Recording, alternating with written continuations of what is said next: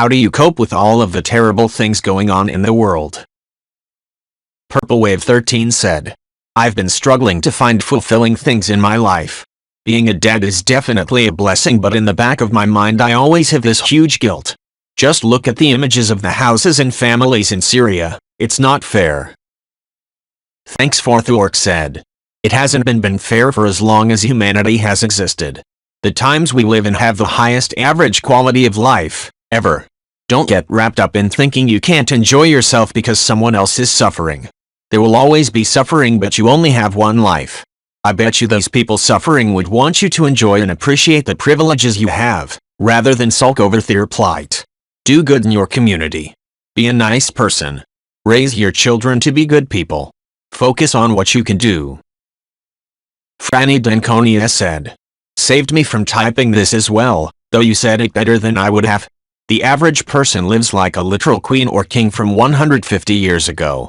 Comparison is the thief of all joy, and it's hard to see the quality of life progress over generations, but it's massive. And if comparison is the thief of all joy, then gratitude is the source. Choose gratitude for the things we do have and seek to close the gap on something else to make the world even better for the next generation. Dave and Cheese said, I'm able to do small stuff, just in my tiny hometown. I donate blood, got a kick-ass cat from the shelter last year. I'm planning a sanctuary in my backyard for small wildlife, bees, birds, squirrels. Yeah, they are varmints, but they help reproduce plants and trees. Researching how to make my lawn more earth-friendly. I started researching alternatives to a manicured yard, and fell down the rabbit hole. There are lots of small things I can change that can make a difference, and they make me feel peaceful. My teeny plus 0.6 acre is my pretty little Eden. And the squirrels are hilarious. You could say they are nuts. Davos Lost Fingers said, you can't change or influence most things. Try to be a good person whilst acknowledging, learning about and appreciating the problems in the world. You're not obliged to get personally invested and drawn into all the bad events, whether they be abroad, nationally, in your personal life, going on. It's perfectly fine to put yourself first but have empathy for others. Snoo Predictions 9697 said, yeah, I spent most of my life going out of my way, or stopping completely, to make the path other people were walking easier for them. I took my one yo to the other side of the world to see her abusive father. He was worse than when he left and we had to leave in a hurry, so we flew to Spain, from UK, for some R&R to wait for our flight home. On a credit card, I might add, lol. The bus I had booked to take us to the airport, 4 hours before flight, and only a half-hour bus trip, couldn't come. I had to find my way to the airport through the Barcelona subway. I don't read or speak Spanish. I had my 12 kilograms one yo in a baby carrier, a backpack, a large handbag day bag, and a small wheeled suitcase. None of the escalators worked. I had to go up and down over 20 flights of stairs. I got lost. I didn't have the right payment means. It was honestly very stressful. Flight home from London was 30 hours away. But everyone was stressed that day. There were rallies and shutdowns and all sorts. I don't even know. But I kept letting people go ahead of me up or down the stairs, onto the train, that sort of thing. But it was just so busy and so stressful that if I let one person in, I had to let in the 10 people after them before I could whip into a brief gap. But I couldn't not, either, because their stress was so evident. It was such a deep part of me to always make others' paths easier for them to walk, which in its simplest form is just moving out of their way. Anyway, I missed my flight. LOL. We made it to our flight back home, but it cost a lot money-wise and is possibly the most extreme 48 hours I've ever lived. However, I learned an invaluable lesson that I will never forget. Slowly but surely I've been rewiring my brain, reconstructing the constructs, liberating my chained ego, accepting myself as worthwhile, loving my child in my life, and living for that, and I, too, have never been happier. I still make the effort to help people walk their paths in small ways, but I try not to ever let someone else's path take me too far from my own. It's a work in progress, but merely just being okay with looking after myself has been literally life-changing. Anyway, sorry for the long reply, I just really wanted to share as well. LOL, sorry, just that I feel I understand too. I feel you, and I wish you and your child ideal growing conditions. 3. Hugh General 647 said, You are a resilient person. Your daughter is very lucky to have you. It's so incredibly important to have self-love, and a huge part of self-love is enforcing boundaries and standing by your own self-worth. And of course, the most important thing of all, protecting the safety and happiness of your daughter. My girlfriend and I will be getting married soon, and when we have kids they are going to be my entire world. I'm NC with my abusive parents. I'm genuinely looking forward to being the father I never had, and the husband my father never was. You're setting a great example for your daughter. I wish you both the best. Brime said, I was having a conversation with a friend about this just last night. We both believe that just as a toddler has milestones that a doctor will help the parent identify to ensure healthy development, adults also have milestones. When you reach them can vary depending on personal experiences, but can ultimately lead to moments of realization or understanding that it's actually alright to care less, and sometimes even stop caring altogether about things which others might rank as more important if it means your well-being improves as a result. Masking said, personally, don't watch the news if it makes you depressed. In my previous job they had a training on digital detox. Our brains need time to consume its own content and not to be bombarded with all kinds of information 24/7 to work optimal. This also means taking care of your own mental health as well as the ones around you, and in work context be more focused on what's important. Personal step, minimize the amount of digital platforms and take time where you put cell phone, computer, TV away and do something for yourself that you enjoy. Browsing Reddit only bombards you with information. The hairy ginger guy said, very broad question, so here's as broad a concise answer as I can think of. There are a lot of people out there doing things that will negatively impact others.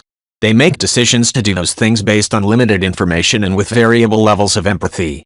This means that there are many drivers for bad things happening. Bad person does something directly as they don't care enough about the result to not do it, or are actively looking for a negative result for others, sometimes because it benefits them or someone they know. Someone gets influenced by limited information, misinformation or disinformation, and the result is negative for somebody else.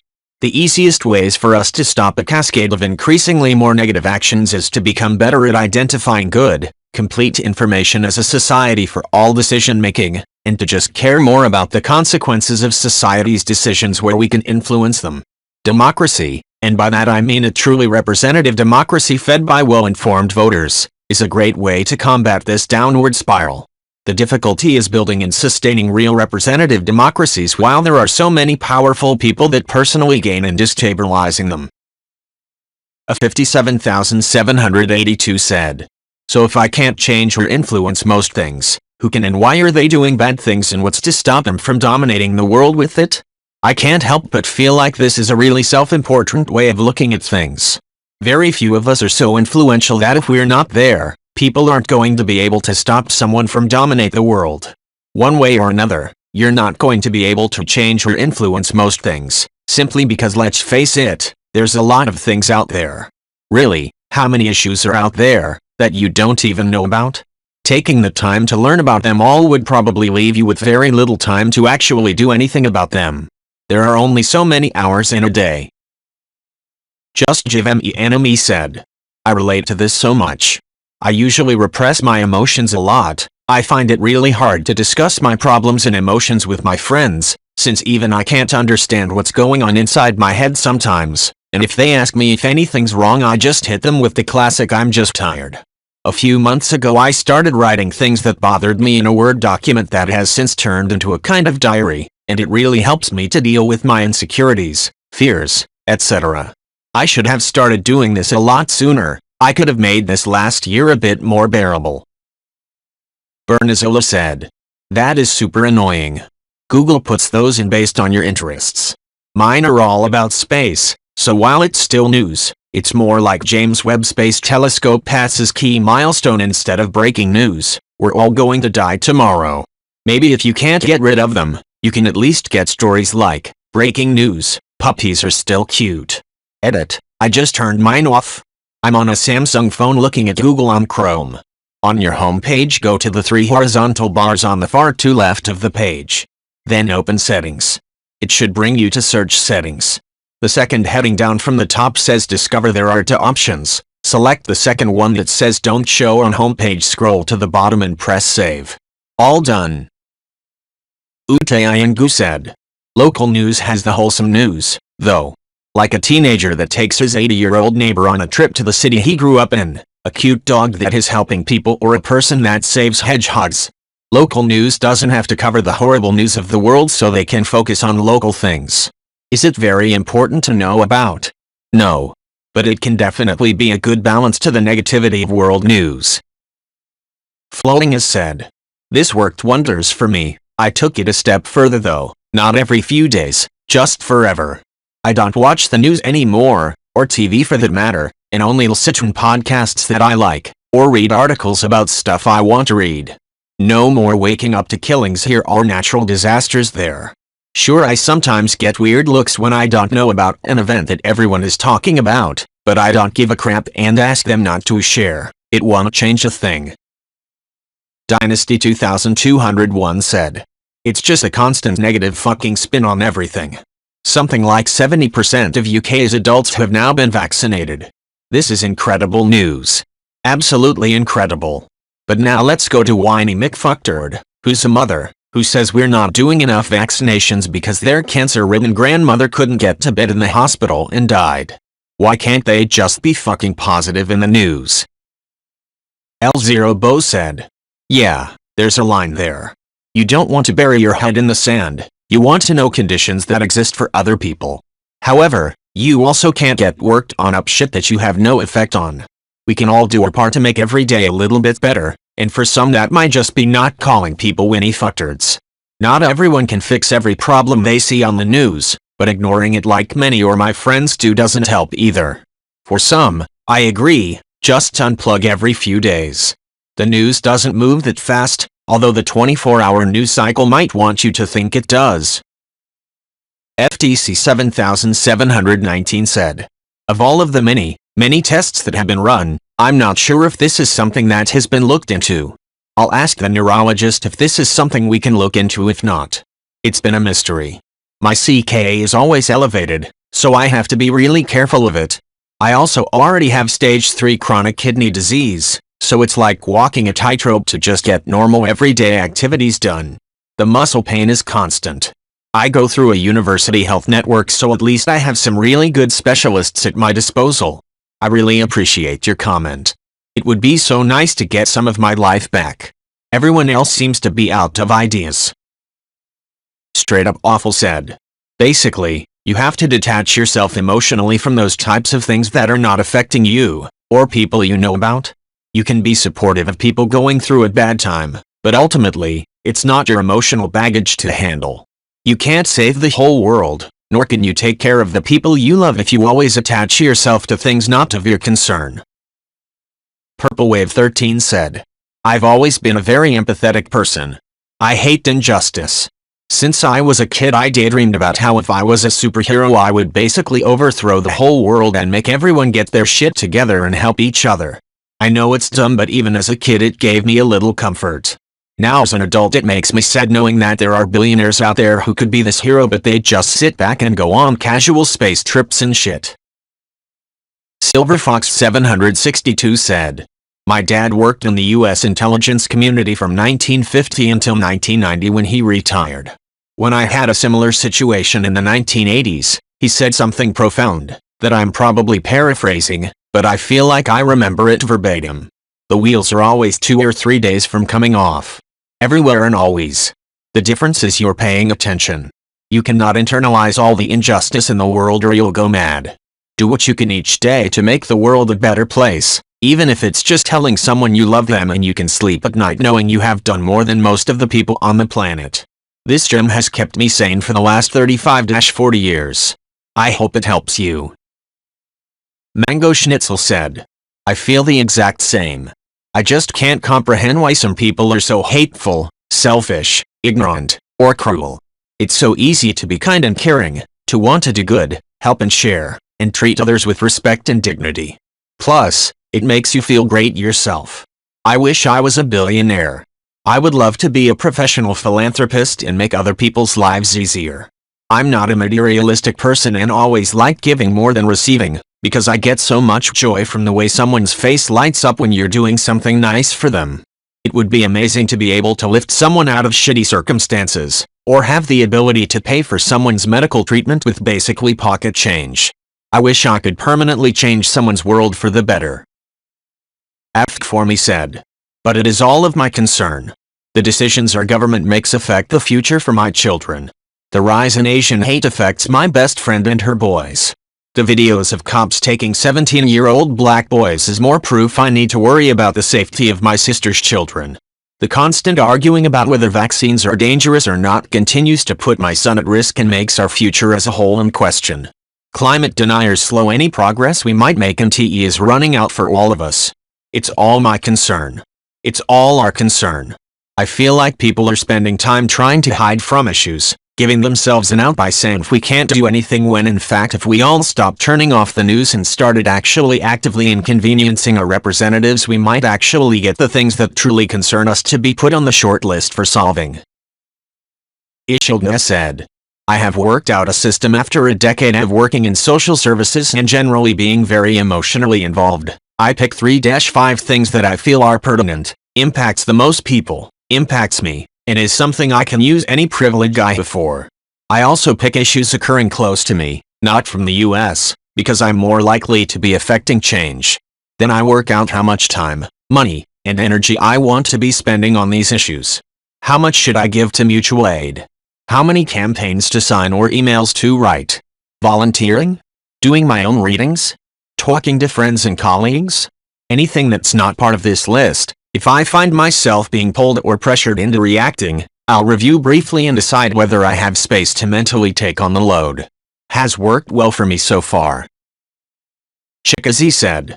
There is a very thin line between wanting to know what's happening and compromising your mental health because you feel you need to invest in everything. For years I was checking the news diary, debating with people to make a change about racism, LGBTIQ+ phobia, pet mistreatment, politics, education, healthcare and any other thing you could imagine that was hurting someone. I ended up absolutely drained, with my anxiety level extremely high and a huge feeling of hopeless and disappointed because no matter what, I just couldn't solve anything at all. People wasn't going to change their entire view of the world because of some internet random, and the toxic environment of places like Twitter is enough to feel bad. Now I just try to help on things that don't compromise my mental stability, and I personally avoid news and polemical content because they're mostly sensationalist. Everyone tells you the bad but not the good things that happen every day, so there is no balance. You have to identify when you can do something about it and when is completely out of control.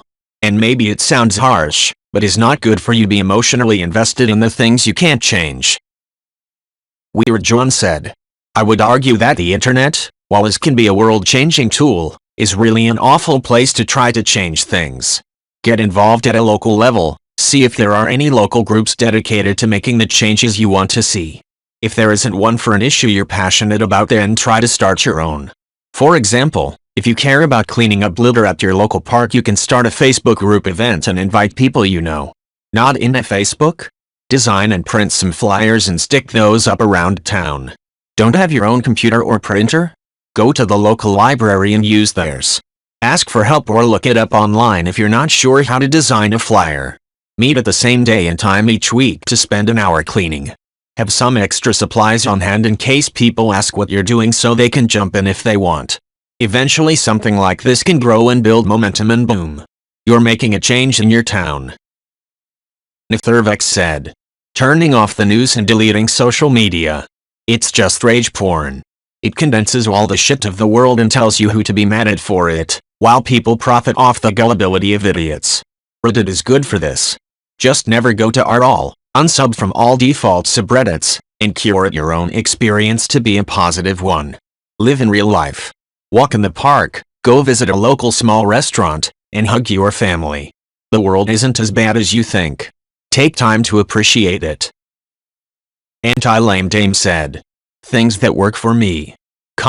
Less overall screen time or none for a day. Quality time with loved ones. Pet play with my dog. Working out. Indulging in cannabinoids. Watching less violence. Sexually explicit content in film, TV, and video footage. About 95% less for me nowadays. focusing on breathing and staying in the present moment. The past can be depressing and the future can cause more anxiety. Stay in the now. Self-reflect, meditate. Solfeggio tones. Creating a new project or learn a new hobby. Content on self-improvement. Remembering I am what I consume and I refuse to conform to the fearfulness that these terrible things create. Fantastic Problem 64 said, "My life is pretty good overall. I'm healthy, I live in a first world democratic country, I have a normal functioning family, I have a roof over my head and food on the table and I have a job that I kinda like. In the past year I've started reading more and more about current affairs all over the world. I've always read newspapers and books and I was definitely aware of the horribleness and evil that exists in this world. But for some reason, whenever I read things now about human rights atrocities, it just fucks me up mentally. I get so upset and so angry and just depressed. People are so fucked up in this world and I hate it so much." Crazy Duct Tape said, "Long answer. Video games and fantasy mostly. When you realize that we are sort of programmed to suffer for most of it, then all of a sudden pretending that you too could find yourself in a potential harem of quintuplets becomes a wholesome dream. Not because of whatever lewd display but rather because being desired and in particular receiving social affirmation, something we're sorely lacking due to the times we are in, truly make any heart dance in happiness. If not yours, then perhaps it's just me." Short answer. Escapism through fantasy, wholesome fantasy in particular, and all kinds of strategy games to keep the brain occupied.